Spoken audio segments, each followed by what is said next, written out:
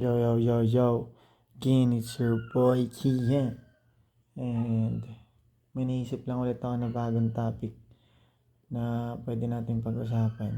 At i-share ko lang sa inyo na sarili kong insight based sa pinagdaanan ko, experiences ko, again, sa mga relationship, situationship, kung ano mang relationship po yung nasa isip ninyo. So, basta nga, may the fact na nakikipaglandian tayo or nag-approach tayo ng women. Medyo OA yung term na sinabi ko na landian, pero it all starts there kasi we find someone na attractive. So, yun. Yung topic natin for today is sino nga ba dapat yung magbigay ng relationship sa upcoming or magkakaroon kayo ng isang relasyon. So, kanino nang gagaling yung ganoong ideya o kanino dapat manggaling yung isang relasyon. So, bago ang lahat, tatanungin ko muna kayo. Ano ba yung tingin nyo sa isang relationship? Ano ba yung idea nyo regarding sa isang relationship? Is it a bond between a persons, two person, or is it a something that you guys can commit? Dalawa ulit kayo and para siyang kontrata ba na pinirmahan ninyong dalawa or nilagdaan ninyong dalawa? O nagkaroon kayo ng mga words, mga pangako sa isa't isa.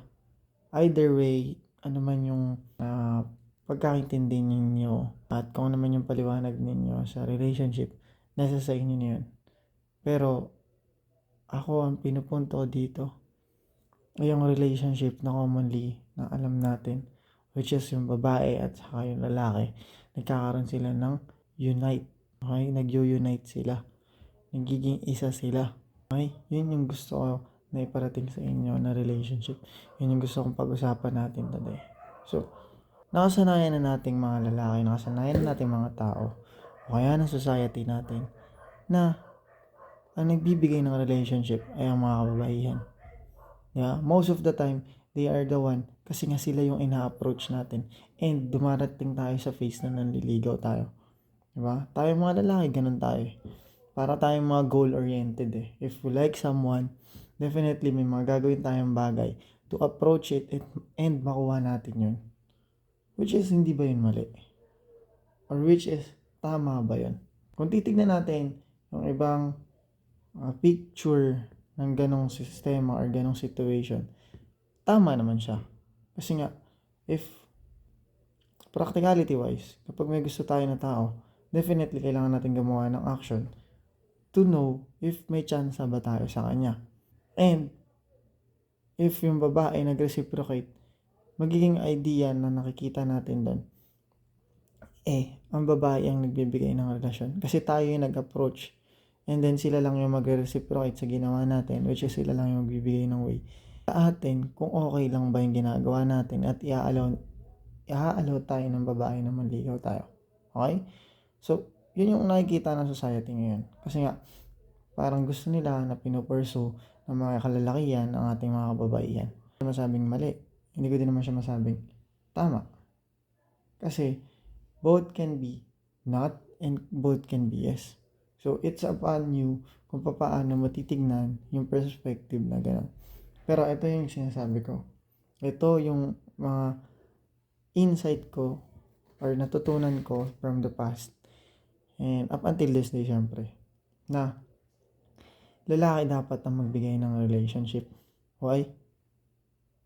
In the first place guys, ang lalaki ang siyang magpo-provide ng safety, ng financial, most of the time kasi nga tayo yung magiging provider, di ba? Yun naman talaga yung pinaka-role ng isang lalaki sa isang relationship. Okay? Hindi natin mababago yun. Hindi tayo pwedeng tayo yung pinoprovidean, tayo yung binibigyan ng safety. Kasi nga, hindi yun yung role ng isang lalaki. So again, tayo dapat yung may karapatan na pumili kung sino yung bibigyan natin ng ganong provision. Tayo yung pipili sa babae na sino yung bibigyan natin ganon. ng gantong safety, ng gantong mga pangangailangan nila. Okay? Alam ko parang kung titignan is napakababaw niya. Kung isipin, napakababaw niya naman talaga. Pero kasi guys, mas maganda na sigurado ka doon sa relasyon na pagbibigyan mo ng provision. Kasi nga, ang lalaki, napaka-practical. Hindi tayo, again, emotional based na creature na nagpa-fluctuate yung emotions natin, na pabago-bago yung decision natin. Ayun yung napakalaking difference natin sa mga kababaihan. Logic tayo mag-isip, kaya kapag napunta tayo sa isang sitwasyon, paniguradong papanindigan natin, especially kung gusto talaga natin yung tao or yung partner or yung relationship na nandoon tayo. Okay? So what I'm trying to say here is, mas kaya nating mag-push hard, mas gagawin natin yung mas ikabubuti ng isang relasyon. Kaya ako nasabi na mas maganda na ang nagbibigay ng relationship ay ang mga kalalakihan. And yes, dito kasi dumarating yung mga time na if yung babae yung nagbigay ng relationship, may possibility na magbago yun. May possibility na mamaya ayaw niya na ng relasyon na meron kayo. So kapag ka ikaw na lalaki ang nagbigay ng relationship na yan, ikaw yung nag-lead ng relationship na yan, ikaw most of the time yung nasusunod sa isang relationship, which is yun naman talaga yung pinaka-proper role ng isang lalaki. Malaki yung chance na mag-work yun. And yes, hindi ko naman sinasabi sa lahat ng lalaki mag-work yun. Pero most of the time, dahil lalaki nga tayo, logic tayo mag-isip, mas gugustuhin natin na maayos yung mga bagay-bagay. Sabi ko nga sa inyo guys yung lalaki, most of the time, gusto nilang ayusin yung mga bagay-bagay. Kasi nga nasanay tayo na yung problema, kaakibat na yun ng pagiging lalaki. Kaya tayo nagkakaroon ng pag-iisip na kailangan mong ayusin yung mga ganitong mga nangyayari sa iyong buhay. So, what I'm trying to say is, mas nakikita ko na kapag ang lalaki ang nagbigay ng relationship, mas nakikita kong buong-buo yung pagpili niya sa sitwasyon na yan. And yes, dumarating yung time na sumusuko ang lalaki, pero sa ibang topic na natin yung pag-uusapan. Ang gusto ko lang na sabihin ngayon, nakikita ko talaga na mas maganda na matutunan ng mga kababaihan na mag-rely sa mga lalaki. Okay? So, para syempre, piliin din ninyo, para din naman sa mga kababaihan, piliin din naman ninyo yung lalaki na nakikita ninyo siya yung pinaka-best. Which is, yun naman talaga yung nangyayari.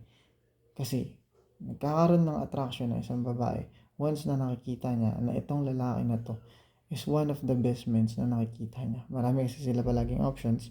But then, pag ikaw yung nangingibabaw, most of the time, ikaw talaga yung pipiliin nila. Pwede nga gumawa pa sila ng paraan para lang ma-push yung sarili nila towards sa'yo. Kasi nga gusto nila magkaroon ng isang relasyon sa'yo at nakikita nila na maganda yung kinakaharap nila kapag ikaw yung kasama nila. Dahil nga sa kung ano yung nakikita nila sa'yo. Kasi may sariling conclusion yung mga babae compare sa conclusion ng lalaki. Again, mas practical tayo mag-isip and they are emotional creature na kapag nakita nilang safe sila, talagang mas gugustuhin nila yung lalaki na makakapagpa-feel sa kanila ng ganun. And then, itong lalaki na to, ang pwede na magbigay sa kanila ng relasyon na gugustuhin nila at yung relasyon na kayang panindigan din ng lalaki para pangawakan kung ano yung meron sa kanila. Ayun yung way, ayun at doon ko nasasabi na lalaki talaga dapat nagbibigay ng relasyon because men can lead and yun talaga yung role nila. Role natin sa society. So, ngayon lang guys, simple intake lang. May simple insight again. Mali ako, hindi intake. Insight lang sa kung paano ko na pagdaanan yung mga ganyang bagay. Kasi, dati, hinayaan ko yung babae na siya yung magbigay ng relationship sa akin. And then ako, gusto ko i-push yung sarili ko. And hindi ko pa naiintindihan na ganun nga pala yung nature ng babae. Which is kahit anong gawin natin, hindi natin madaling mapiplease yung mga kababaihan. May mga ways lang na napiplease natin sila pero darating yung time na mawala yung ganong paraan at hindi na nila ma-appreciate yun. Kaya mas maganda na ikaw yung nagli-lead kahit papano, nagkakaroon ng boundary at nagkakaroon ng standard yung isang relationship ninyo. Hindi ganon kagulo kahit papaano. Hindi ko naman sinasabing pag babae magulo. Pero what I'm trying to say here is, hindi kasi role ng babae ang mag-lead, kaya tayong mga lalaki yung dapat na mag-fulfill noong ganong role. Okay? So, yun lamang na guys. And magta-try pa akong i-analyze pa masyado yung mga natututunan ko kasi nahirapan pa ako mag-talk, pero ayun nga, hindi naman tayo magaling sa una. But then, gusto ko lang i-share sa inyo kung ano yung mga natututunan ko day by day in my life. And syempre, yung mga natutunan natin from the past na sa mo, pag tumanda ako at nagkaroon ako ng anak, na lalaki especially, makikita niya tong video na to. And then, makakatulong sa kanya to kung paano niya madidil yung mga situation na mangyayari sa kanya sa hinaharap. Okay? So, so, para to sa junais ko. And para din naman to sa sarili ko dahil paalala lang din to. So, ayun lamang guys. Again, it's your boy,